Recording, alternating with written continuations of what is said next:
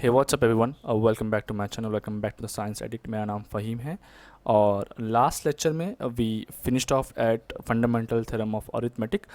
So in this lecture we gonna again revisit our irrational numbers and the rational numbers. So yeah basically we gonna meet them again. तो अब उनके बारे में हम और detail में थोड़ा पढ़ेंगे कि और रैशनल नंबर्स और इरेशनल नंबर्स के बारे में उनकी स्पेसिफिक प्रॉपर्टीज और जानेंगे हम लोग। Prior to that we have to understand one particular theorem जिसके बेसिस पे हम आगे और कुछ थ्योरम्स भी सॉल्व करेंगे। सो ये थ्योरम क्या बोलता है? ये थ्योरम कहता है कि अगर p एक प्राइम नंबर है, okay, so let p be a prime number and if p divides a, this is a square, so this is like a square. अगर p a स्क्वायर को डिवाइड करता है then p divides a, where a is a positive integer. So इसको हम पहले एक example से समझते हैं। तो ऐसा आप समझ सकते हो कि a अगर p और बेसिकली p जो है वो अगर a स्क्वायर का भाई है तो p a का भी भाई होगा। You can understand in this particular way because a and a square obviously related, they are like twins. So एक जनरल एग्जांपल लेते हैं हम लोग। तो एक एग्जांपल लिया मैंने कि भाई 4 जो है, 4 वो 64 को डिवाइड करता है, राइट।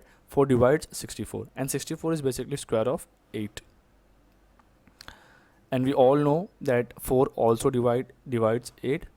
तो इस तरीके से we can say that if a number if a prime if any number divides a square of a number then that number also divides the single term of it. तो एक अगर कोई नंबर a स्क्वायर को divide करता है तो it is very obvious कि वो नंबर जो है वो a को भी डिवाइड करेगा, ठीक है। This is a general understanding which everyone should have. So this is what this theorem says and we gonna use it in the next question. Alright, so let's move on to the next question. अब यहाँ पे हमें proof करना है, काफ़ी interesting है। सो यहाँ पे हमें प्रूफ करना है कि √5 जो है वो एक इरेशनल नंबर है, ठीक है। सो जब भी ऐसे क्वेश्चंस मैंने स्कूल में सॉल्व की है या तो कॉलेज में सॉल्व की है, I used to consider myself as a lawyer. तो मेरे को सपोज कोई केस दे दिया है तो मुझे बस उसको प्रूफ करना है कि ये जो है वो वैसा है या नहीं। प्रूफ करना मतलब मुझे साबित करना है। So there are 2 ways. या तो जो आपको दिया हुआ है, whatever given, you have to use that and prove that statement. और आप एक काम कर सकते हो, आप उसका एक बोलते हैं ना, आप उसका अजम्पशन कर सकते हो, उसका उल्टा आप अज्यूम कर सकते हो एंड देन जो अपना अजम्पशन जो अज्यूम किया है उसको आप कॉन्ट्राडिक्ट कर सकते हो, ठीक है। There are 2 ways to solve such kind of questions. तो ऐसे क्वेश्चंस में व्हाट आई विल डू, मैं एक अज्यूम करूँगा। So I say let us assume √5 as rational number, ठीक है। So there are 2 possibilities, rationals and irrationals. So मैंने बोल दिया कि √5 जो है वो एक रैशनल नंबर है। अब as per definition of rational number, definition क्या बोलता है? अगर कोई रैशनल नंबर है तो मैं उसको a/b या p/q के फॉर्म में उसको मैं रिप्रेजेंट कर सकता हूँ। So I can say that I can write √5 in the form of a/b। हमें पता है कि b की वैल्यू जो है वो नॉन ज़ीरो होती है and a and b are coprimes. Coprimes का मतलब होता है कि a एंड b में कोई कॉमन फैक्टर नहीं है, ठीक है। आई राइट ओवर हियर, कोप्राइम का मतलब होता है कि a एंड b में कॉमन फैक्टर नहीं है।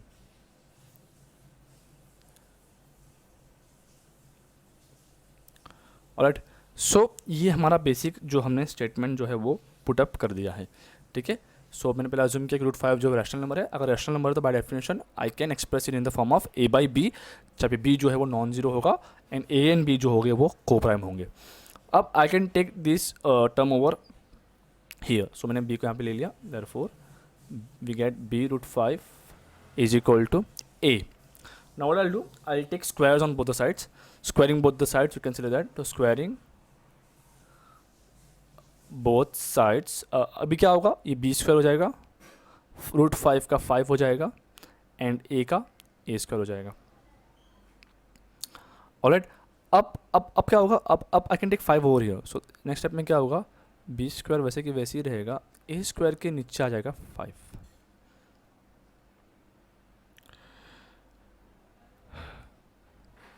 मतलब ये कि a स्क्वायर को 5 डिवाइड कर रहा है, कैसे, मैंने पीछे के थ्योरम में मैंने क्या कहा था, so I will write that as theorem 1। तो मैं यहाँ पे कह सकता हूँ कि by previous theorem, therefore by previous theorem I can say that 5 divides a. ठीक है, प्रीवियस थ्योरम में क्या था, अगर कोई नंबर उसके स्क्वायर को डिवाइड कर रहा है तो उस नंबर को भी वो बाय डिफॉल्ट डिवाइड करता होगा। So over here 5 is dividing a square which means 5 is also dividing a. I will mark it as 1।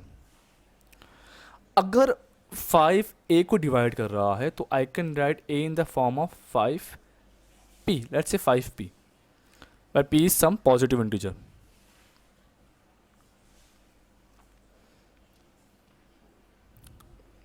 Is it clear? तो p कोई पॉजिटिव इंटीजर होगा वहाँ पे, ठीक है। अब क्या होगा, अब I can put let us से दिस इज स्टार, तो I will say put a in star. तो मैंने a की जो वैल्यू है उसको मैंने स्टार में पुट किया। अब नेक्स्ट स्टेप में क्या होगा, नेक्स्ट स्टेप में ये होगा b square 5 is equal to a की वैल्यू क्या है मैं 5,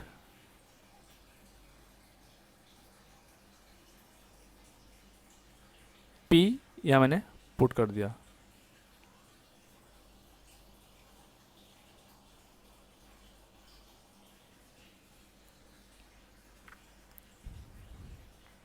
ऑलराइट, अब क्या होगा, अब 5 का स्क्वायर होता है 20। सो नेक्स्ट स्टेप में क्या होगा, नेक्स्ट स्टेप में ऑब्वियसली बी स्क्वायर 5 हो जाएगा, ये हो जाएगा 25 पी स्क्वायर।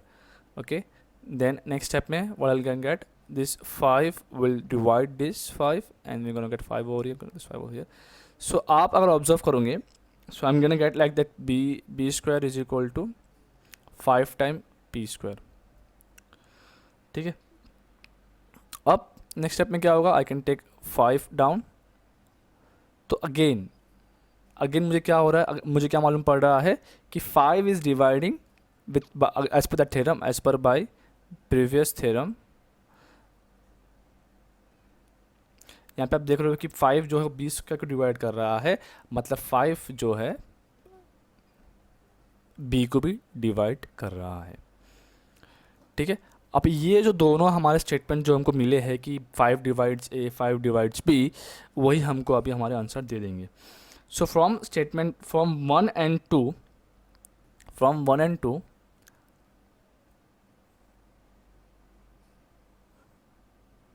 I get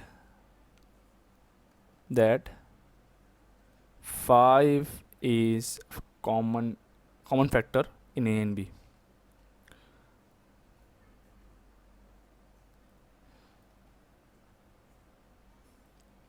अभी मैंने ये मैंने कैसा मतलब मैंने कैसा ये इन्फर किया कि 5 divides a, so suppose 5 divides a मतलब a की वैल्यू जो रहेंगी वो मल्टीपल ऑफ 5 होंगी, ऑब्वियस बट ऑब्वियस। और 5 डिवाइड्स b मतलब ऑब्वियसली b की वैल्यू भी जो होगी वो मल्टीपल ऑफ 5 होंगी। मतलब ये कि a और b में 5 एक फैक्टर होगा ही होगा। ठीक है, बट अगर आप स्टार्टिंग में आओगे, यहाँ मैंने अजम्पशन किया था कि a एंड b जो है वो मेरे को-प्राइम होंगे। By definition of rational numbers we know that a and b should be a co-prime, but यहाँ मुझे एक ऐसा फैक्टर मिल गया है 5, तो जो मेरा this is against our definition, therefore this contradicts the fact that a and b are co-prime. Therefore this contradicts the fact that a and b are co-prime.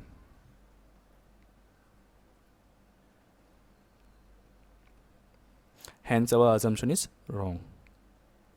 Hence our assumption is wrong. Therefore last में आएगा कि √5 is a irrational.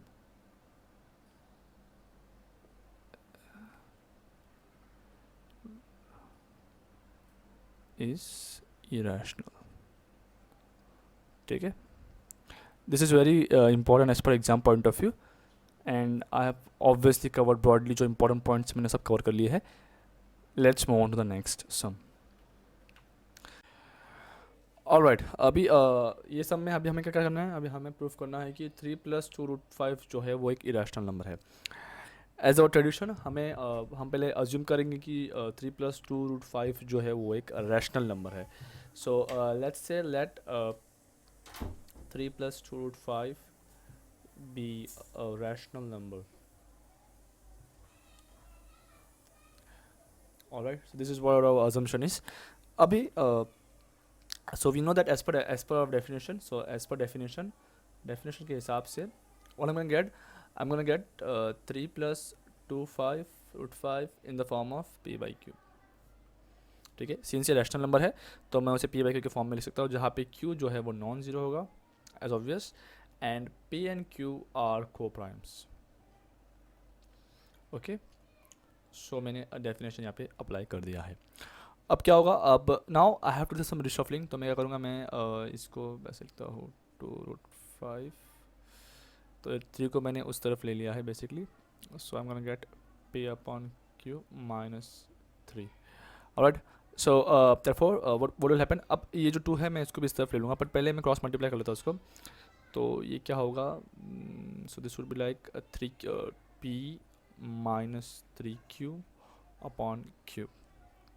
Okay, then I am gonna take 2 on this side, सो क्या हो जाएगा फिर, this is like 2√5 था, 2√5 is equal to p -3q/q था, so therefore I will get √5 is equal to p -3q/2q।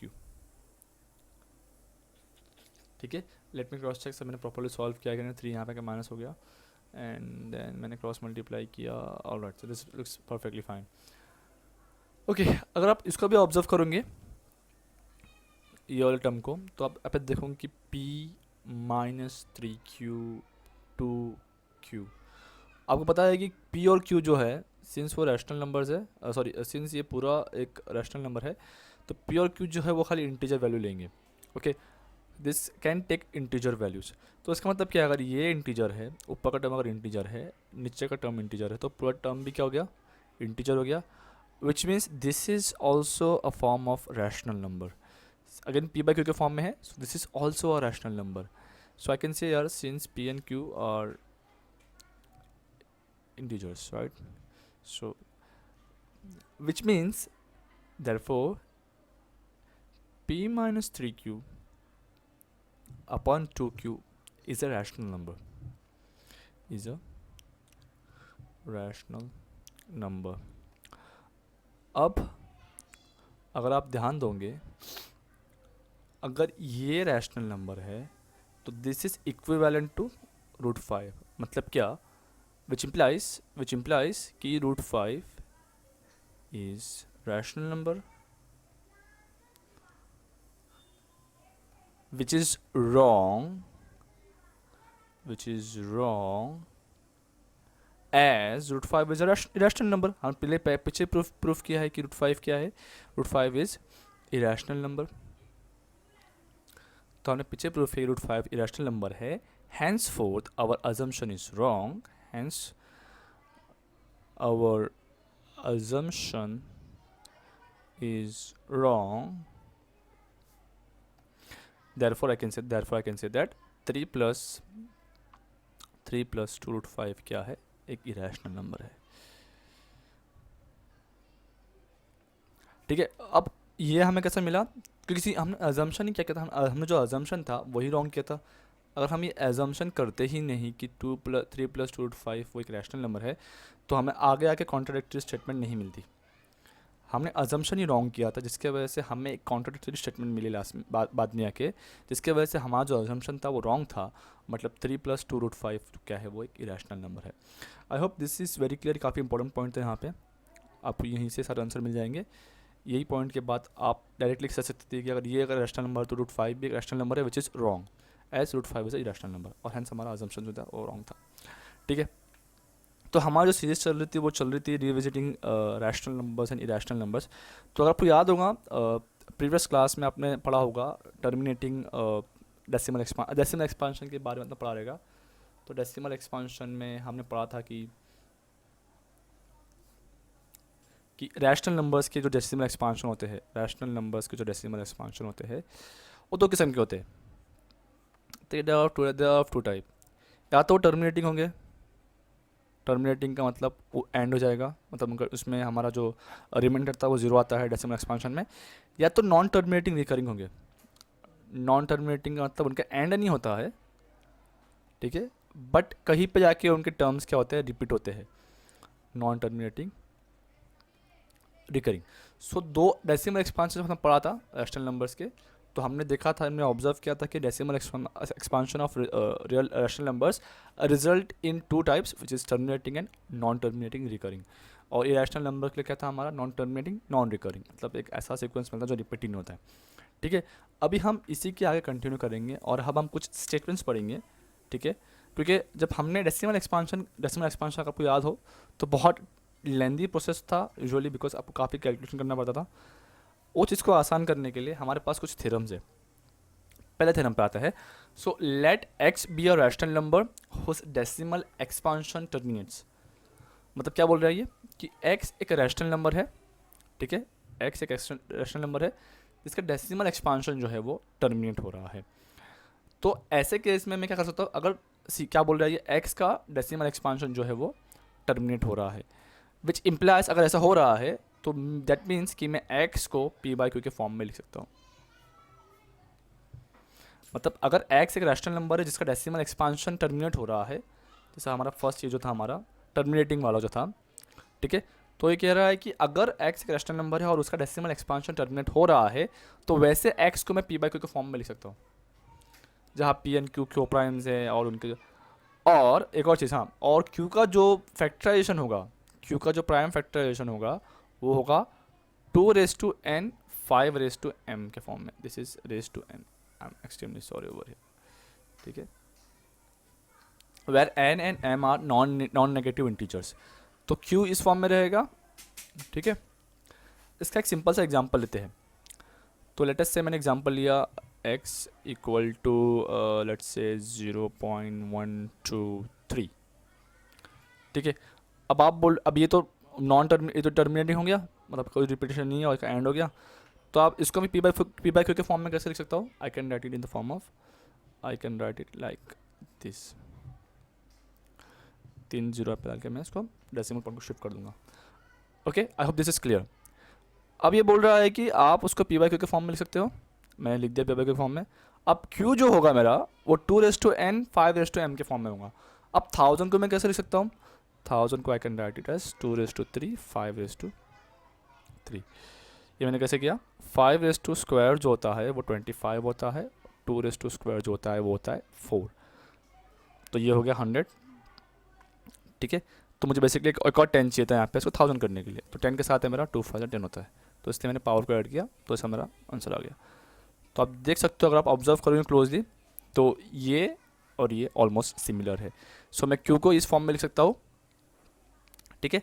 तो जब भी मेरा रैशनल नंबर का डेसिमल एक्सपांशन टर्मिनेट होगा उस केस में मैं उसको p बाई क्यू के फॉर्म में लिख सकता हूँ, और उस केस में q जो होगा वो इस फॉर्म में होगा 2n 5m, ठीक है। 2 5 खाली याद रखना और ऊपर पावर होगा, खाली इतना आपको याद रखना है, ठीक है। तो ये जो है वो स्टेटमेंट कहता है, ठीक है, वेरी सिंपल, नथिंग डिफिकल्ट। एक और एग्जांपल अगर मैं लेता हूँ, सपोज मैं y की वैल्यू लेता हूँ 0.99, तो मैं क्या करूँगा, फिर से 99/100 लिख दूंगा, और 100 को I can write in the form of 2 5 again see, मैं इसको p बाई क्यू के फॉर्म में लिख दिया मैंने इसको, और जो q है मेरा वो 2n और 5m के फॉर्म में है, ठीक है। ये स्टेटमेंट 1 था जिसको यूज़ करके हम थ्योरम सम सॉल्व कर सकते हैं नेक्स्ट एक्सरसाइज का। अब आते हैं नेक्स्ट स्टेटमेंट पे। अब यहाँ पे क्या बोल रहा है वो, अब इसका उल्टा है बेसिकली। अब ये बोल रहा है कि x जो है x equal to p by q जो है वो रैशनल नंबर है, ठीक है, और q जो है उसकी वैल्यू है 2n 5m, ठीक है, 2n 5m। अगेन m और n जो है नॉन नेगेटिव इंटीजर्स है। अब ये बोल रहा है कि x का डेसिमल एक्सपांशन जो है वो टर्मिनेट करेगा। Very again this is but obvious.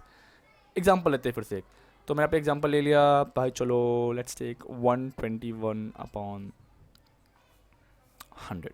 100 मैंने क्यों लिया, बिकॉज क्यू जो है वो मुझे इस फॉर्म में चाहिए। तो अगर मैं 100 लेता हूँ तो I can easily right in the form of, sorry, 2/5 ठीक है। तो 2 और 5 के फॉर्म में मैं लिख दिया हूँ, मतलब मैंने ये फॉर्म में इसको लिख दिया हूँ। अगेन अगर मैं इसको सॉल्व करूँगा तो क्या आंसर आएगा मेरा 1.21। तो this is a terminating, obviously this particular expansion terminates.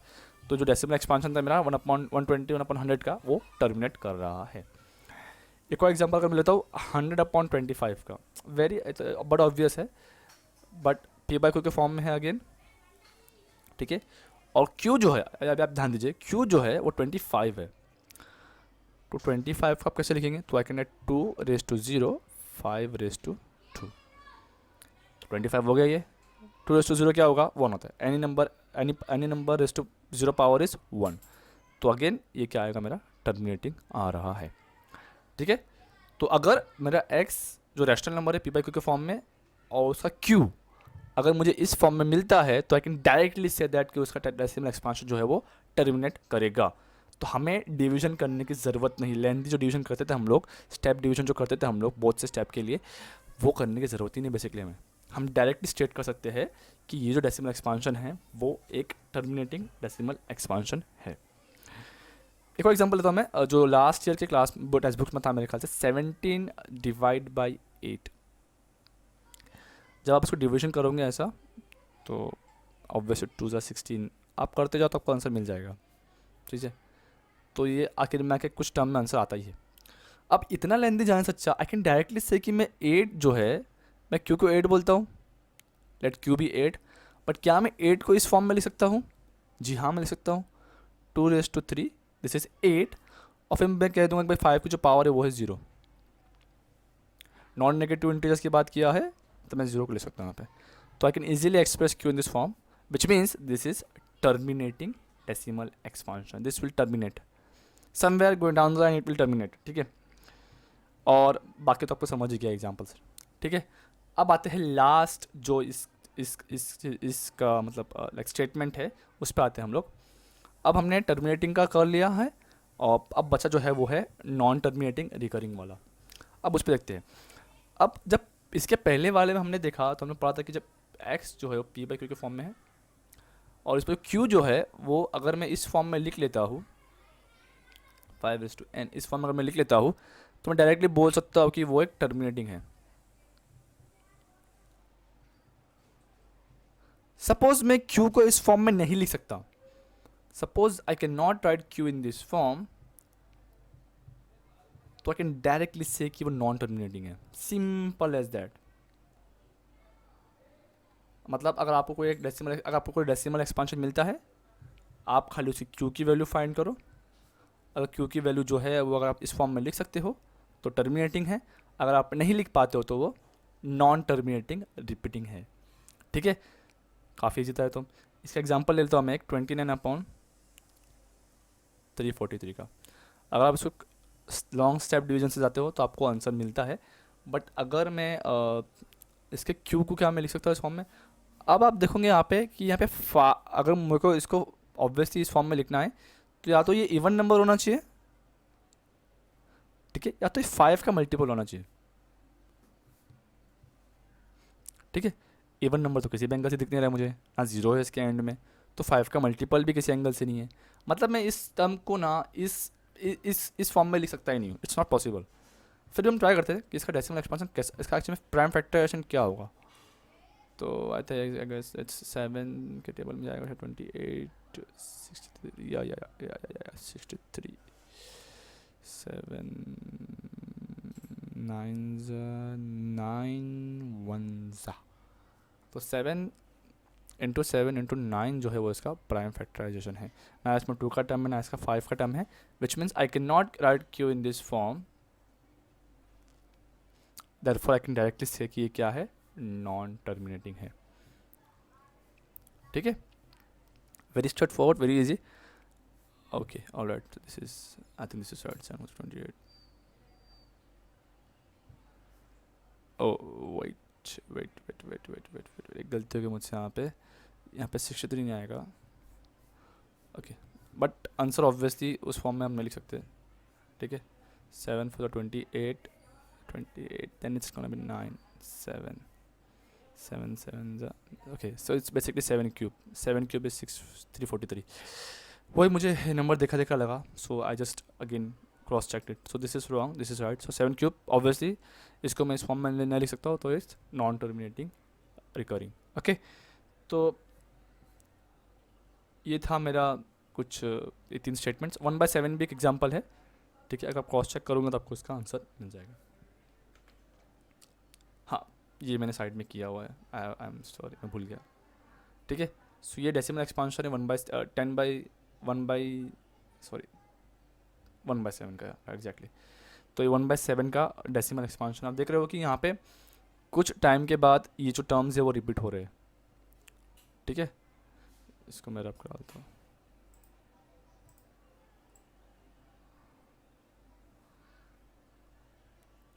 Okay, तो अगर आप ऑब्जर्व करोगे तो फिर से, तो कुछ वक्त के बाद जो उसका रिमाइंडर है यहाँ पे वो रिपीट होना स्टार्ट कर दिया है, जो रिपीट स्टार्ट में था. मतलब ये जो पूरा सीक्वेंस है ये रिपीट होने वाला है. मतलब क्या है, नॉन टर्मिनेटिंग रिकरिंग का ये एग्जांपल है. ठीक है, that's it for this particular. अब कुछ समझे इधर. अब ये बोल रहा है कि the following real numbers have decimal expansion as given below. In each case decide whether they are rationals or not. If they are rational and of the form p by q, what you say about the prime factors of q.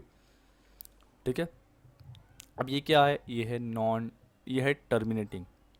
ठीक है, तो आप उसको obviously इस form में लिख सकते हो 1 2 3 4 5 6 7 8 9 अपॉन जितने भी रहेंगे 1 2 3 4 5 6 7 8 9 1 2 3 4 5 6 7 8 9.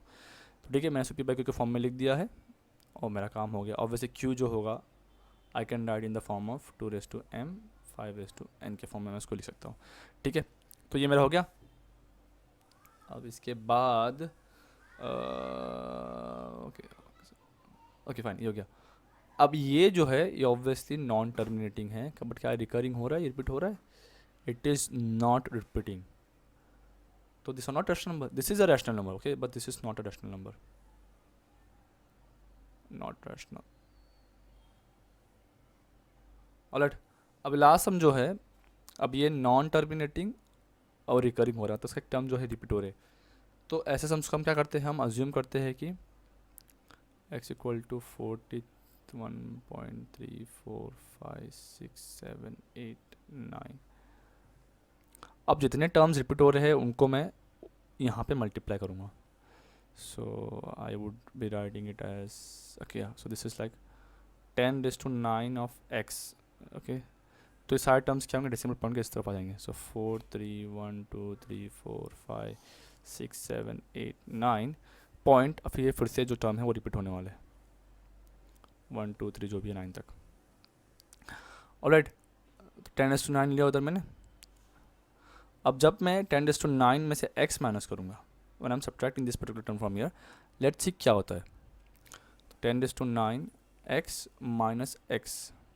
अब यहाँ पे क्या होगा, अब यहाँ पे ये जो टर्म है, ये पॉइंट के इस तरफ वाला टर्म और इसके पॉइंट के इस तरफ वाला टर्म, ये इन्फाइनाइट है, मतलब इन्फाइनाइट मतलब काफ़ी कंटिन्यूस सीक्वेंस में है एंड दे आर सेम. तो जब मैं माइनस करूँगा तो ये टर्म और ये टर्म माइनस हो जाएगा obviously. So at the end all I have to do is minus 4 1 2 3 4 5 6 7 8 9 minus 43 format.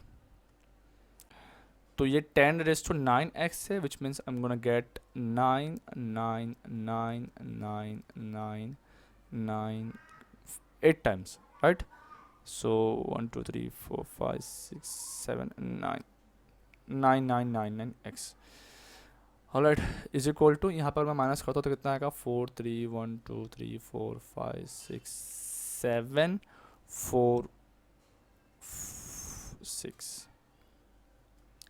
Okay, and then last में I'm gonna get it in this form 4 3 1 2 3 4 5 6 7 4 6 upon जितने भी 9 हैं यहाँ पे वो कितने हैं, 8 4 4. So this is in the form of p by q. Okay, so this is a rational number, but ये है non terminating reoccurring. Alright, so I hope it's clear. काफ़ी मतलब स्ट्रेट फॉरवर्ड सम्स थे. थोड़े ट्रिकी है because okay आप first time देखेंगे तो ऑब्वियसली ट्रिकी लगेगा, but if you keep on practicing this thing, it will get easier over a period of time. All right, so after this chapter is completely over, so real numbers for class 10 is officially completed after this video.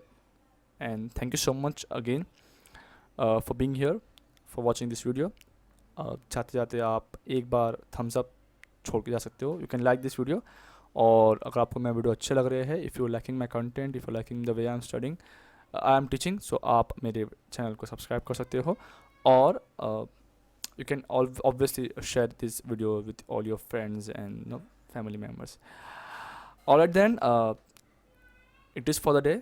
आज के लिए इतना काफ़ी है. ठीक है, thank you so much again watching this video. Have a nice day. Bye.